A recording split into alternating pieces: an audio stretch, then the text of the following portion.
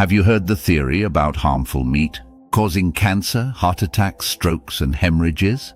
They want you to believe this because the current healthy eating and lifestyle pyramid for adults and seniors places meat near the bottom. All health organizations, including the World Health Organization, alarm that red and processed meat increases the risk of cancer and cardiovascular diseases. Consuming more than 50 grams of meat daily.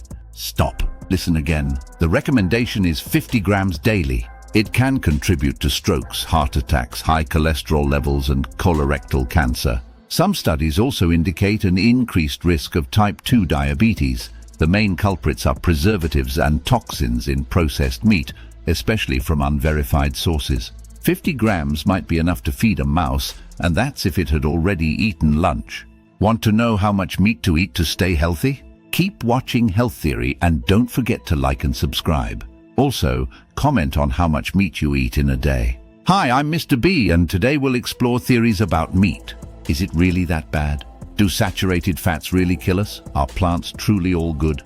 Plant-based diets, especially vegan and vegetarian, have gained massive popularity in recent years. Many people turn to this way of eating for ethical, ecological, and health reasons. But can this diet ensure optimal health in the long run? Scientists claim that a plant-based diet is rich in fiber, vitamins, and minerals essential for our body. Eating plenty of vegetables, fruits, nuts, and seeds can improve heart health, lower blood pressure, and reduce the risk of chronic diseases like type 2 diabetes and obesity. But do you know what they don't talk about? They don't mention that plants contain oxalates and phytates. Phytic acid strongly binds many minerals, including manganese, zinc, iron, and magnesium. Oxalates primarily bind calcium and iron. Polyphenols can bind vitamins B1, B9, and other compounds. Lectins act as universal binders for many nutrients. When we look at studies on the bioavailability of these substances, it turns out that absorption on a plant-based diet is lower than Tyrion Lannister in Game of Thrones, creating many problems. If we also remove fully absorbable nutrients like vitamin A or essential unsaturated fatty acids such as DHA and EPA, we must rely on their conversion in the body. This conversion is even less efficient than Joe Biden's presidential campaign. This is one of the fundamental problems. Let's look at studies on bone density. Osteopenia is the loss of bone density, which can lead to osteoporosis. There is a study analyzing a group of 63 children, vegan, vegetarian, and omnivorous. Even in children around 10 years old, reduced bone density was observed. Densitometry or dual energy X-ray absorptiometry DEXA is often performed on the lumbar spine or femur to measure bone density. It makes you think, doesn't it? Let's delve further into the theory of harmful vegetables. Let's look at the statistics. Despite numerous advantages, a plant-based diet can be associated with certain risks. Statistics show that 80–90% of people abandon these diets due to health issues or difficulty maintaining them. The most common reason is deficiencies in key nutrients like vitamin B12, iron, zinc, calcium, and omega-3. These deficiencies can lead to serious health problems such as anemia, osteoporosis, or neurological issues. A plant-based diet can also lead to digestive problems. High fiber, oxalate, and phytic acid content can cause bloating, stomach pain, and other digestive issues. One key problem is low vitamin A levels. Conversion of beta-carotene to vitamin A is insufficient for many people, leading to deficiencies. Omega-3 fatty acids are another crucial element. Low conversion of ALA to DHA and EPA means that people on a plant-based diet may struggle to get enough of these essential fatty acids. Imagine that your dietary choices today could affect how your descendants tolerate food in 100 years. Yes, it's like cooking for future generations. There isn't one magic nutrient that will save us. Well, maybe pizza, but unfortunately pizza isn't a nutrient. Our bodies function thanks to proteins and fats. And carbohydrates? Our body can handle them through the magical pathway of gluconeogenesis. We don't need carbs to live because your body can get energy from fats. Is there anything we get only from plants? Not really. Fiber? Ha! It turns out it isn't as essential as we're told. Sometimes I meet people who say the minimum fiber intake should be 20 or 30 grams a day, but the actual minimum fiber intake is 0. Seriously, our bodies can produce everything they need. Try pushing an expert to name one thing fiber gives you and watch them blush. They'll say fiber is important because it's important.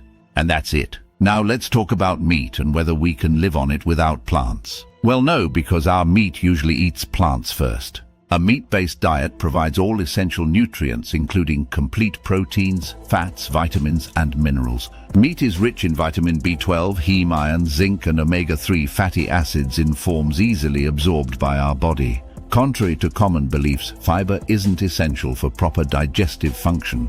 People on a meat-based diet often notice reduced bloating, stomach pain, and other digestive issues due to the lack of fiber fermentation in the intestines. A meat-based diet can be particularly beneficial for people with autoimmune diseases. Eliminating plant-based anti-nutrients like lectins and oxalates can help reduce inflammation and improve immune function. Protein is essential for building and repairing tissues, including the intestines. Eating enough protein can support gut health and overall well-being. So why has there been such an attack on meat? And why does it continue to escalate, considering the increasing pressure to consume insect protein? Scientists are to blame, either because of bad intentions or conflicts of interest, and they started portraying saturated fats in meat as sinister and disease-causing. Let's now look at what recent science says about saturated fats based on studies from the past few years. As early as 2014, an extensive scientific publication showed that replacing saturated fat with larger amounts of polyunsaturated fatty acids doesn't significantly reduce the risk of heart disease.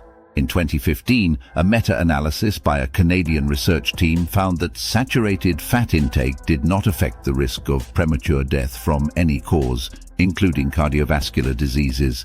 The team also noted no link between saturated fat consumption and the development of diabetes. In the same year, studies conducted in Poland and Norway showed that consuming saturated fats did not impact the risk of future coronary events in patients with coronary artery disease who were on appropriate therapy. In 2020, a review of several studies found that higher saturated fat intake was associated with a 13% lower risk of stroke, suggesting that saturated fats may have a protective effect against stroke. The latest studies from 2023 indicate that there is no link between saturated fat consumption and cardiovascular incidents over the next 10 years. Monounsaturated and polyunsaturated fatty acids showed protective effects against cardiovascular problems, while saturated fats were neutral. Similar conclusions were drawn by an international team of experts in a 2023 publication, stating that reducing saturated fat intake does not significantly improve health outcomes. The study's authors explicitly said their findings contradict the orthodox nutritional stance, which underpins dietary recommendations and promotes replacing saturated fats with other types of fats. Butter, which contains about 70% saturated fat, according to official recommendations, should increase the risk of cardiovascular diseases. However, studies have shown that butter consumption was not associated with any cardiovascular diseases, including stroke or ischemic heart disease. So, what should we be afraid of? Other fats, which we will discuss in another video. So remember to subscribe to the Health Theory channel and let us know in the comments if your diet includes more vegetables or meat. Let's see if there are more vegetarians or meat eaters. And what do I think? I think the truth lies somewhere in the middle. We definitely shouldn't eat as many vegetables as political propaganda tries to push on us, but we also shouldn't go to extremes and eat meat for every meal. But also remember one thing. Think. If you're diagnosed with Hashimoto's, SIBO, or an autoimmune disease, what are you advised to eat less of? Of course, fewer vegetables. If you have gout, what are you advised to eat less of? You should eat fewer certain vegetables. Remember, animal products like meat don't have limiting amino acids. So the availability of amino acids, especially the essential ones, those 8 key ones that must be supplied to your body every day, is at its highest.